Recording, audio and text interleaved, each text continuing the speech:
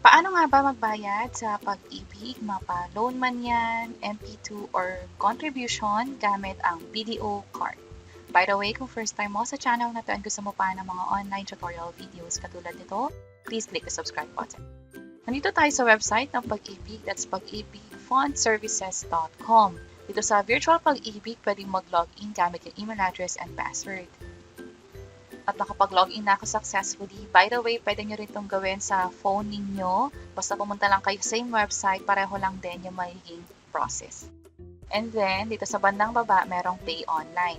Mamimili lang kayo kung ano yung dapat yung bayaran. Pwede yung mga loan dito katulad ng calamity loan, multipurpose loan, yung sa housing loan, o yung sa investment or savings na MP2, maging sa regular savings. Kapag pinili natin yung isa dyan, piliin lang din dito yung category, local or overseas. And then for payment method, credit, debit card, or Maya or GCash. Piliin ko tong credit or debit card. At gagamitin nga natin ngayon yung BDO na card. Kahit BDO credit card pa yan, kahit BDO ATM pa yan, pwedeng-pwede kasi ang hingin sa inyo yung 16-digit card number at iba pang detalye. At makikita natin yan later.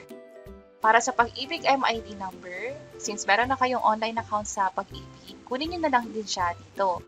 Pumunta lang sa regular savings sa bandang gilid.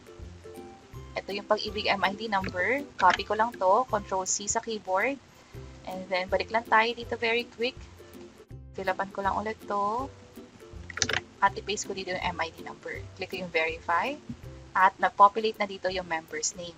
Siya nga pala yung type of card na pwede dito is Visa, MasterCard, JCB, pati yung GCash at Maya. Membership savings, 200 per month. Merong convenience fee na 3 pesos and 50 cents dito. Ang gagawin ko ay 2 months. Ibig sabihin hanggang August na siya. This time, nadagdagan na yung dapat kong bayaran for convenience fee. Pag ginawa ko tong 3 months, mapapansin nyo madadagdagan ito. So, balik ko yung 2 months. And then, click ko na yung next. Kailangan lang kumpletuhin itong mga billing address. Pag okay na, sa bandang baba, merong phone number. Kumpletuhin din to.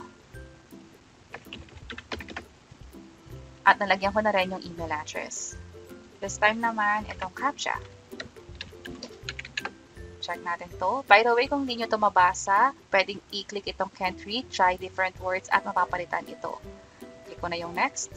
Kailangan nyo i-double check lahat ng info na pin-provide nyo kanina. Lalo yung MID number. At dahil kinapi-paste ko to, sure na ako na tama yung MID number. Also, nag-appear din kasi yung details about sa name ko. Dito sa bandang baba, click ko na yung proceed. At ito na, hihingin na yung card number. Ito yung 16-digit card number na makikita doon sa mismo ATM or sa credit card niyo. Next naman ay yung expiration date at yung CVV na din. Check ko tong CAPTCHA and valid daw ito. Kapag okay na, wala nang error na nakikita rito, i-click na tong complete order. At hintayin lang natin na ma-process fully. Hintayin ang code na ma-receive sa phone. And na-receive ko na yung code. Enter ko lang dito. I-click itong submit. Mas maganda na isend nyo sa email itong proof of payment. So, sa akin, lagay ko rito yung email address. Send ko na.